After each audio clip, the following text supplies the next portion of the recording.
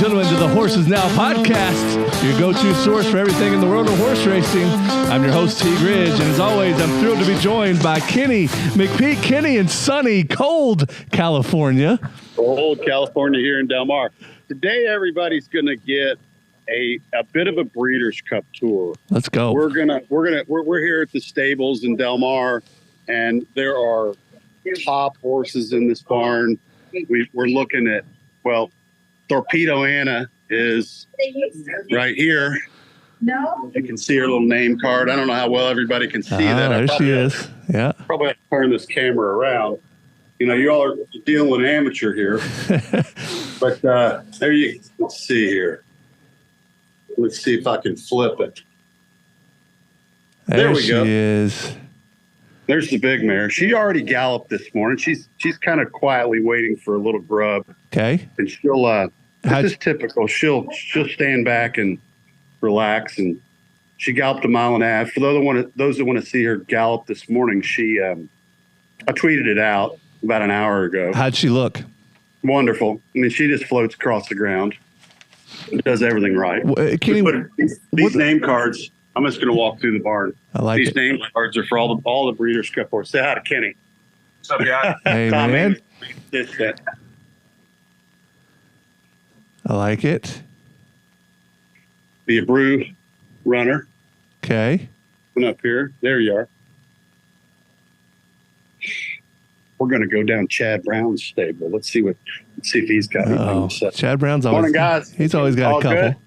All good. Chad's got an army here today. Yeah. For this week. Kenny, what are we getting ready for there in California? Well, we started training hours. It was at 5:30 this morning. So we all, some of us start early. Torpedo Anna, Chancer McPatrick, one of the favorites in the juvenile. Got it. He's on this side. Like I said, Chad's Sierra Leone, classic runner. There he is right there. All right. Domestic product. Looks like he was cross-entered. These guys are living their best life there, aren't they? Chad, can you just say hello to some friends of mine? What?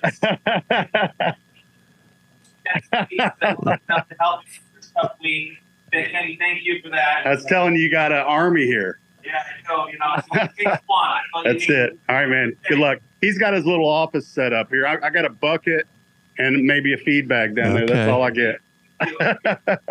Talk about who you know, Kenny. Scott Blasey. Morning, Scott. He runs Steve Asmussen's operation. All right.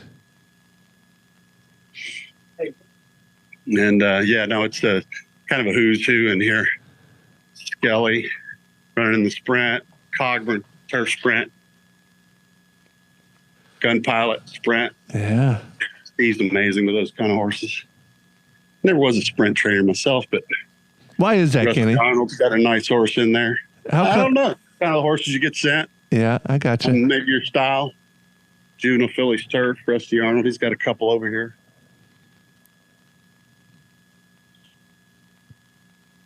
Phil Bauer. Say hello to Phil Bauer. Morning. You all right? You getting ready to go out? Yeah. Awesome. Good luck, man. All right. We're doing a little podcast. You know the Horses Now podcast? No, we'll get you on. He does now. He does now. This is Brendan Walsh, the favorite for the juveniles. Okay. East Avenue. This is an amazing pole right here. Very impressive. You're getting him. When he walks around the barn, he catches your eye. I bet. It's a really good horse. Arthur's Ride. Billy Mott's Breeders' Cup Classic runner. Warlike Goddess. She's a freaky good filly. So there's a lot of talent in the barn today, Kenny. Oh, yeah. What a treat for our listeners These are here. two pretty good guys. Say good morning to some friends of mine. Billy Mott, Mike Solito. Yeah, cold Del Mar. I think it's warmer at Saratoga today. Kenny, what's the temperature there today? What's your temperature, guys? 45? Yeah. Woo. Yeah. See your breath 40, temperature. 49. There's Brendan Walsh there. His office isn't as fancy as Chad Brown's, but, 50. Yeah. That's cold in California. So, Kenny, what's the plans right now for Thorpedo Anna? What's the rest of her couple days look like here? She likes going out first set every day, and then I just made the full loop on the barn. But she goes out 5:30 every morning, and then this is Rattle and Roll. He's gonna go out here in a few minutes. Rattle and Roll is on the also eligible for the classic. Okay. He's gonna go. Yeah, he trains at 8 o'clock. She trains at 5:30, and we'll probably gallop her. Let me turn this camera around. We'll probably gallop her at. She'll go 5:30 every day from here to the weekend. So Friday, Saturday, typical routine. We keep it pretty simple with her. It's not complicated at all. It really isn't. When does she run again? She's going to run Saturday afternoon. She's 4 to 5 favorite in the distaff. Whew, you're not going to make a whole lot of money on that one, but. No, but I've not won a Breeders' Cup race. I've been kind of humbled in these races. Okay. I've had 7 seconds and I believe 9 or 10 thirds and a list of fourths and haven't won a race. And it's actually a bit of a topic, which it's fine. We've done a good job. We run well. We just haven't gotten the cigar, you know. Well, so anyway, hopefully that changes on Saturday. Good a chance as we've gotten. I hope so. What's next for Mystic Dan? Mystic Dan, galloping at Keeneland. We were going to send him to the fairgrounds this week, and I decided to postpone it a little bit. He was, his regular exercise rider's Robbie Alvarado, and Robbie wasn't able to go this week. So we postponed sending the horse because I want to keep the continuity of Robbie on the horse. Okay.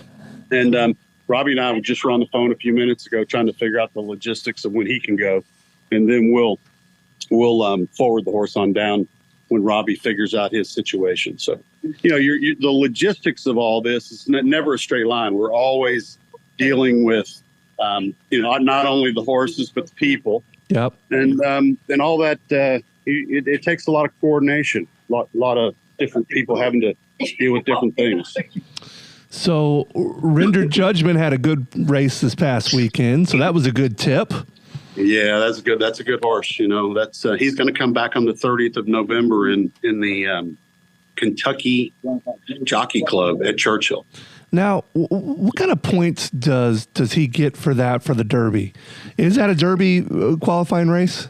Yeah, I believe there's 10 points associated with that race. Actually, I'm surprised it's not more because it is a key race, and a lot of good horses have run in that race. And the horse that we just walked past a few minutes ago, East Avenue, is the horse that I would have been fearful of in that Kentucky Jockey Club. But the fact that he's running here this weekend, they might not end up running him in the Kentucky Jockey Club. So that's one of the factors you take into account is where the competition's going to go. Kenny, is there any other horses in the McPeek stable that we need to be keeping an eye on? We talked about Rendering Judgment for the first time, I think, last week, and people are all over him now. So what other horses do people need to be looking at and keeping an eye on? You know, Teague, I'm starting to worry about you. Do you have a gambling problem? Hey, listen, I don't bet at all, but... You know what? We've got some fantastic young horses that are really coming around at the right time. I don't know where to hardly begin. The other day we ran a filly named Golden Gamble, which is a filly I'm really, really high on. I've got another filly that's similar talent named Smoking Hot Wife. Neither one of them have won yet, but they're getting ready to. The other day we had Unmerited Favor, got beat not even a half a length and ran 4th at Keeneland. Okay. And she's probably teed up for a good win end of the season or end of November. And got a really nice curling colt coming up named O Monaco, who seems to be moving forward every time we breeze him. He gets stronger. That's for Resolute Racing. And oh gosh, I'm sure I'm leaving a lot out. I don't have a list in front of me right now. Yeah, I got you. We're on a bit of an away game out here in California. I understand. Go through all that. So Kenny, I think our listeners are going to appreciate the check-in. I'm gonna. One question that's been coming up in a lot of our podcast here, and something that I want you to address because I think it's a big misconception. There's a lot of people that want us to talk about the use of tranquilizers. I think people are asking the question in a negative context, thinking that horses are over-tranquilized. Talk to us a little bit about that and put that to bed. I don't tranquilize horses at all. So you don't do Ever. any of it? No, I mean, I think that, like you talking about when they're training, Yep.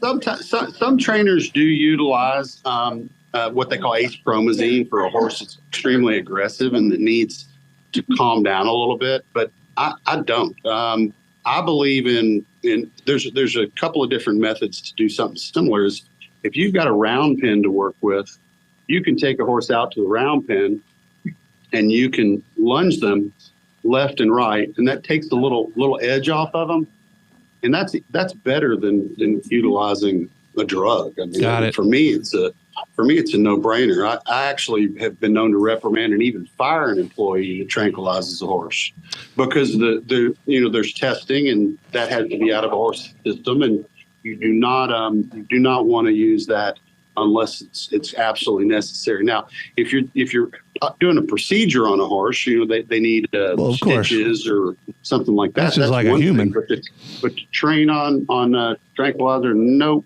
Look who's coming to say hi. Well, hello. Yeah, she just decided she was going to come over and say hi to me. Kind of leaning into her stall here. Now, Kenny, anybody we know? are some of these horses more loving than others when it comes to human affection? Oh, that's a great question.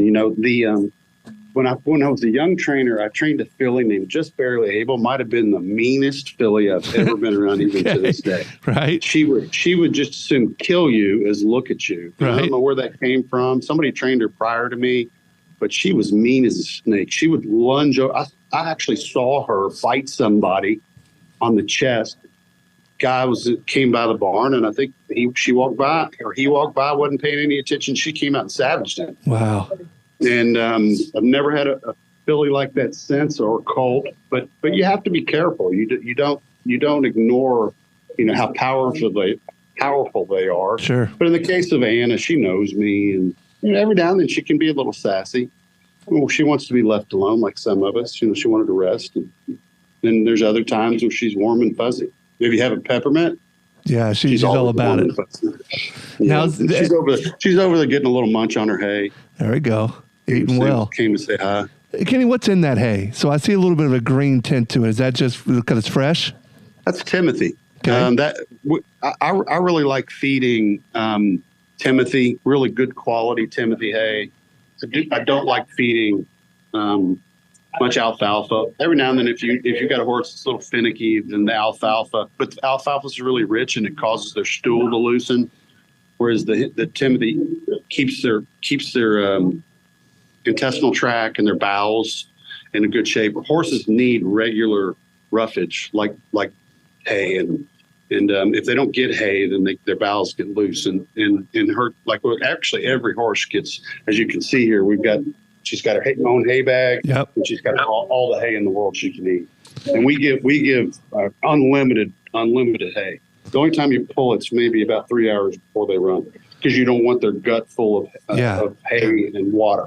Now, do these thoroughbreds, do they eat anything other than hay? Do you ever feed them anything different? No, not normally. I pretty much keep it simple. As long as they're going to the hay that they're getting, then they're usually pretty good. And then their regular feed, we use a feed called a Hallway Race 13, which is a pre-mixed feed that a friend of mine, Lee Hall, developed years back, and it's been very successful utilizing. Hallway Race 13 is a 13% racehorse feed, and it's real high energy feed. It's got all the vitamins and supplements, and that's we pretty much feed the premix feed because it's we've been so successful with it. Makes perfect sense. And I mean, I'm assuming from a from a breeding and genetic health and everything else, the making sure these horses have the right feed's a big deal. Oh yeah, no doubt. And sometimes horses are finicky. Sometimes you have to switch feeds and change it up and give them something that they like a little bit better. Every now and then you get a horse that doesn't like a particular type of feed, or in some cases you have to add some apples or some peppermints or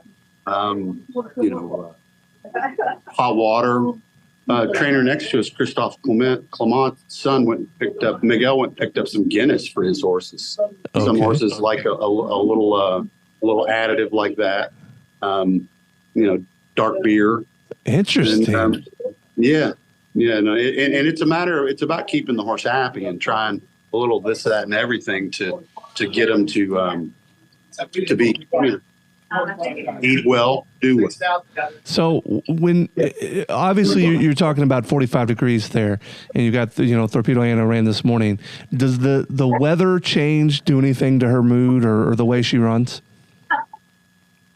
The weather's so beautiful out here. Really, I mean, she galloped early this morning. We did not give her a bath at the end of her gallop because it was cold, and just more than anything, just not wanting to get her chilled. And kept a full neck blanket on her to cover her from her ears all the way down to her tail. And she didn't run today. She galloped this morning. Okay. Yesterday she jogged. Today she galloped. She's not going to run till Saturday. So we'll get you lined up on that terminology there. Okay, galloped, run. I'm getting there. I'm learning, Kenny. Like a lot of our listeners, and that's one of the things of the comments that we get is, we don't use all of the insider terms all the time, so people are able to learn, and you do a great job of explaining all that as well. Kenny, I can't thank you enough for the check-in. Anything else we want to talk about before we get out of here today? I don't think so. We had the post position draw on Monday. She drew post 2. Rattle and Roll, that we visited briefly there, is number 15 on the also eligible. So the also eligible list means that he is not in the race. He's not in the body of the race. But if one horse scratches, then Rattle and Roll gets a chance to run.